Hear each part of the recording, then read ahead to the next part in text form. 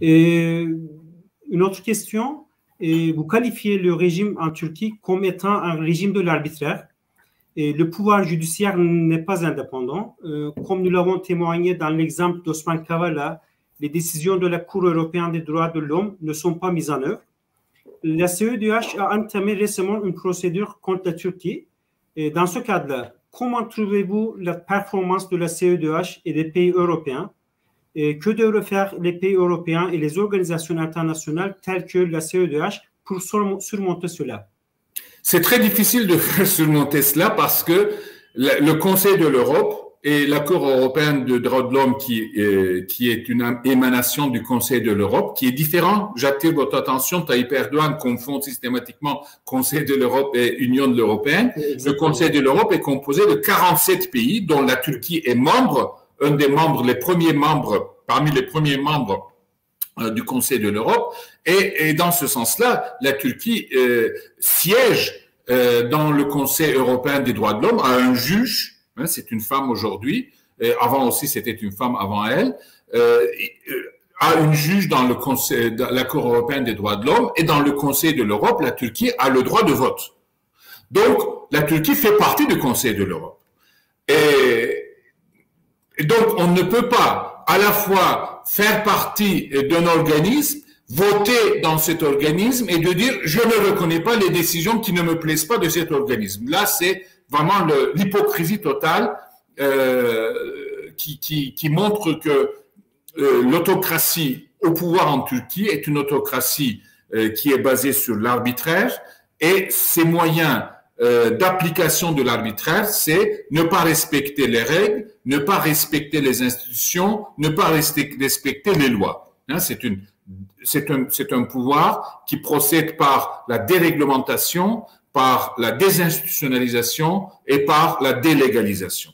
Et donc, dire que je ne reconnais pas les décisions de la Cour européenne des droits de l'homme, ça veut dire je ne reconnais pas le Conseil de l'Europe. Dans ce cas-là, la Turquie pourrait quitter le Conseil de l'Europe. Il y a un seul pays dans le pourtour européen qui n'est pas membre du Conseil de l'Europe, c'est la Biélorussie, parce que la peine de mort est toujours appliquée, est toujours valable en Biélorussie.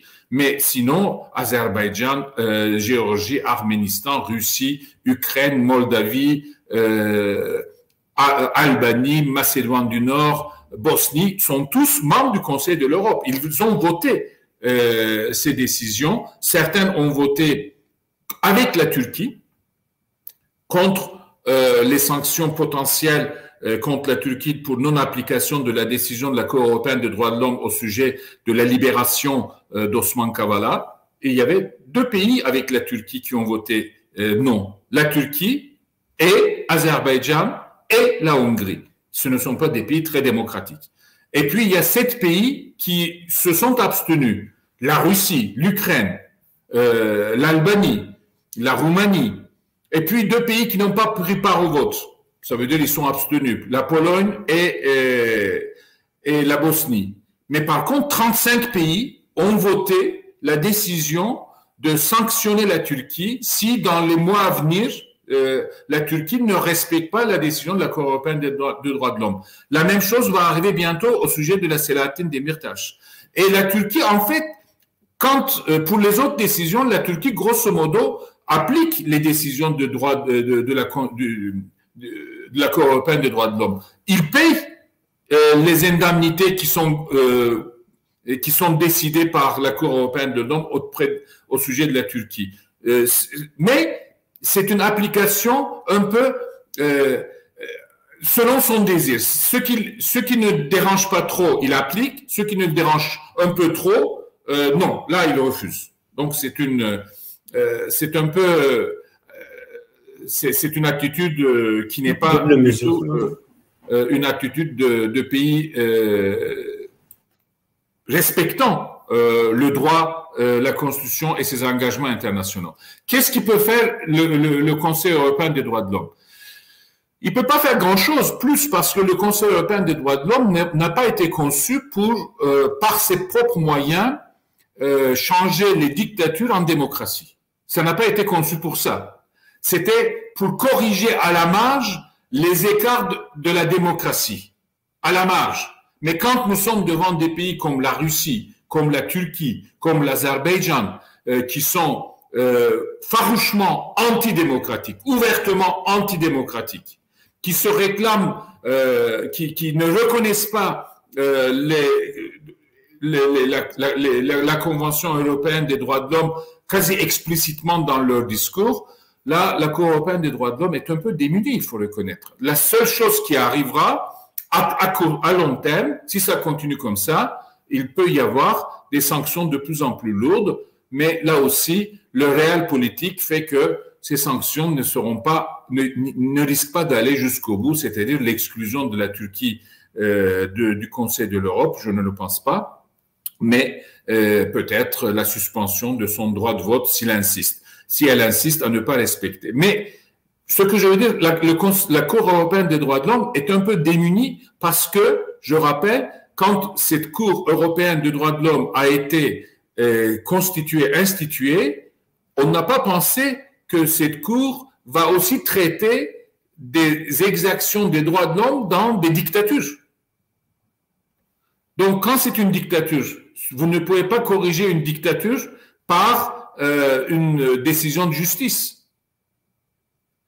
Donc, là, nous sommes un peu démunis. La Cour européenne des droits de l'homme prend des décisions, mais il ne faut pas s'attendre à ce que, simplement par la Cour européenne des droits de l'homme, la Turquie retrouve le chemin le chemin pour respecter les droits de l'homme. C'est une lutte interne en Turquie. Si la majorité des citoyens de Turquie arrivent à changer le régime,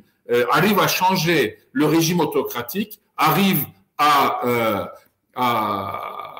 constituer un gouvernement élu démocratiquement avec l'engagement de respect des droits humains, là, nous pouvons retrouver le chemin, là, nous pouvons sortir de l'autoritarisme. Et c'est pas simplement par des décisions de la Cour européenne des droits de l'homme que nous pouvons avancer en Turquie.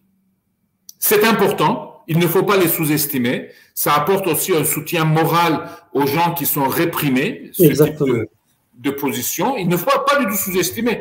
Moi, je pense que le combat démocratique ne doit pas, absolument pas négliger tous les moyens juridiques dont il dispose. Même si on sait que ces moyens juridiques ne donneront pas des résultats qui sont inscrits sur papier. Il faut toujours utiliser tous les moyens pacifiques, démocratiques dont nous disposons, même si on sait qu'on ne va pas les gagner. Parce que c'est aussi une manière de montrer à la société que le pouvoir est non respectueux de ses propres lois, de ses propres principes, et que en même temps, c'est cette bataille est très formateur aussi pour l'avenir, pour ce qu'ils ne peuvent pas faire le jour où on sortira de l'autoritarisme et de l'autocratie.